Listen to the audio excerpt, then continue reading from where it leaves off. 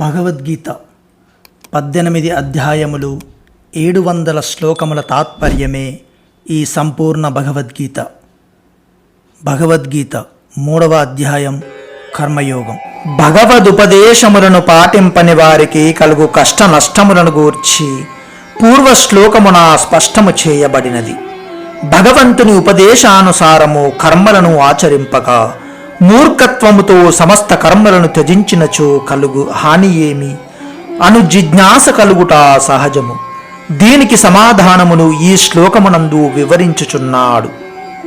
సదృశం చేష్టతే స్వస్యాః ప్రకృతేః జ్ఞానవానపి ప్రకృతిం యాంతి భూతాని నిగ్రహాః కిం కరిష్యతి. సమస్త ప్రాణులను తమ తమ ప్రకృతులను అనుసరించి కర్మలు చేయుచుండును.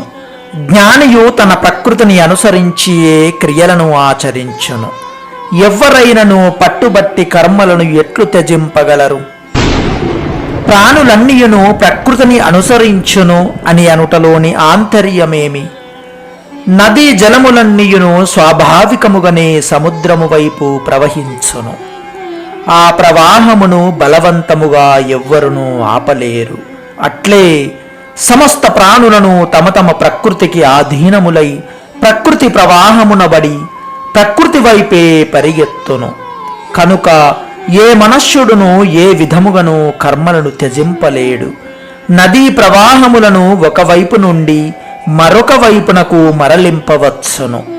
అదే విధముగా మనుష్యుడు తన కర్మాచరణ లక్ష్యమును మార్చుకొని కర్మ ప్రవాహ దిశను మరలించుకొనవచ్చును. అనగా రాగద్వేషములను త్యజించి ఆ కర్మలను పరమాత్మ ప్రాప్తికి సాధనములుగా చేసుకొనవచ్చును. ప్రకృతి అను శబ్దమునకు ఇచ్చట అర్థమేమి?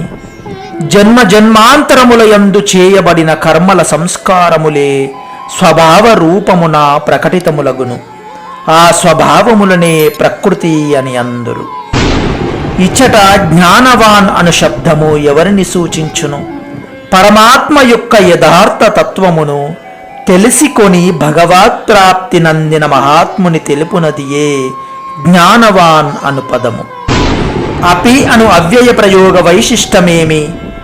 గుణములకతీతుడైన జ్ఞానియు తన స్వభావమును అనుసరించి క్రియలను ఆచరించుచున్నప్పుడు ప్రకృతికి ఆధీనములో నుండి అజ్ఞానులైన మనుష్యులు ప్రకృతి ప్రవాహమును బలవంతముగా ఎట్లు నిరోధింపగలరు? ఈ భావమును స్పష్టపరుచుటకే అపి అను అవ్యయము ప్రయుక్తమైనది. పరమాత్మ ప్రాప్తి నందిన జ్ఞానులైన మహాత్ముల స్వభావములు కూడా వేరువేరుగా ఉండునా? పూర్వ సాధన ప్రారాబ్ధముల భేదములను అనుసరించి సమస్త జ్ఞానుల స్వభావములను వేరువేరుగా ఉండుట అనివార్యము. జ్ఞానికిని పూర్వార్జిత కర్మల సంస్కార రూప స్వభావముతో సంబంధము ఉండునా? సంబంధము లేనిచో జ్ఞానియు తన స్వభావమును అనుసరించియే కర్మలు చేయును అని అనుటలోని ఆంతర్యమేమి? వాస్తవముగా జ్ఞానికి కర్మ సంస్కారములతో ఏ విధమైన సంబంధమూ ఉండదు. అతడు ఎట్టి క్రియలను ఏ విధముగానూ చేయడు. కాని అతని అంతఃకరణమునందు పూర్వార్జిత ప్రారబ్ధ సంస్కారములుండును. వాటిని అనుసరించి అతని బుద్ధి, మనస్సు, ఇంద్రియముల ద్వారా ప్రారబ్ధ ఫలరూపమగును, లోకహితార్థమగును కర్తృత్వ క్రియలు జరుగుచునేయుండును.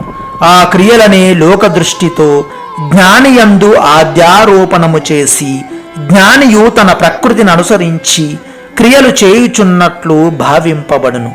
జ్ఞాని యొక్క క్రియలయందు కర్తృత్వ భావన గాని, రాగద్వేషములు, అహంకార మమకారములు గాని ఏ విధముగాను ఏమాత్రమూ ఉండవు. కనుక అవి చేష్ట మాత్రములే. అవి లౌకిక కర్మలంటివి కానే కావు. ఈ భావమును విశదము చేయుటకే చేష్టతే అను క్రియాపదము ప్రయోగింపబడినది. జ్ఞాని యొక్క అంతఃకరణమునందు రాగద్వేష హర్షశోకాది వికారములు ఉండనే ఉండవా? లేక వాటితో ఆ అంతఃకరణమునకు సంబంధమే ఉండదా? ఒకవేళ అంతఃకరణముతో ఎట్టి సంబంధము లేని కారణముగా వికారములే లేనిచో శమ, దమ, తితిక్ష, దయ, సంతోషాది సద్గుణములు కూడా అందుండకూడదు గదా. జ్ఞానికి అంతఃకరణముతోనే సంబంధము లేనప్పుడు దాని యందు కలుగు వికారములతోనూ సద్గుణములతోనూ సంబంధమెట్లుండును. కాని అతని అంతఃకరణము కూడా అత్యంత పవిత్రముగా ఉండును. నిరంతరము పరమాత్మ స్వరూప చింతన చేయగా చేయగా అతని అంతఃకరణము నుండి మల, విక్షేప, ఆవరణములు అను దోషములు సర్వదా తొలగిపోవును. అప్పుడు సాధకునకు పరమాత్మ ప్రాప్తి కలుగును. ఈ కారణమున అతని అంతఃకరణమునందు అవిద్యామూలకములైన అహంకార మమకారములు, రాగద్వేషములు, హర్షశోకములు, దంభ కపటములు, కామ క్రోధములు, లోభమోహములు మొదలగు వికారములు ఉండనేయుండవు. కనుక జ్ఞాని అయిన మహాత్ముని అంతఃకరణము అత్యంత నిర్మలము, పరమ పవిత్రము అగుట వలన దానియందు కేవలము సమత, సంతోషము, దయ, క్షమ, నిస్పృహత్వము, శాంతి మొదలగు సద్గుణముల స్మరణము స్వాభావికముగానే ఏర్పడును. వాటి ప్రభావమున లోకహితార్థమై శాస్త్ర విహిత కర్మలు అతని శరీరేంద్రియ మనస్సుల ద్వారా జరుగుచునేయుండును. దుర్గుణ దురాచారములకు అందు ఏమాత్రము తావుండదు.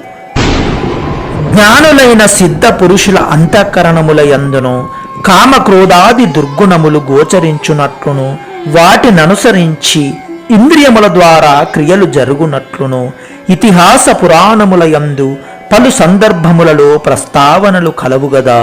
వాటి విషయమై ఏమని భావింపవలెను? శాస్త్రములలో తెలుపబడిన విధివాక్యములు మిక్కిలి ప్రభావాన్వితమైనవి. నిషేధ వాక్యములు వాటి కంటెను ప్రబలమైనవి, స్పష్టమైనవి. కాని పురాణేతిహాసముల యందు ప్రస్తావింపబడిన కథల ఆంతర్యములు సమగ్రముగా సరిగా తెలుసుకొనుట క్లిష్టమైన విషయము. అంతఃకరణమునందు నిజముగా కామక్రోధాది దుర్గుణములు ఏర్పడినచో వాటిననుసరించి క్రియలు జరిగినచో అతడు భగవత్ప్రాప్తి నందిన జ్ఞాని కానే కాడు.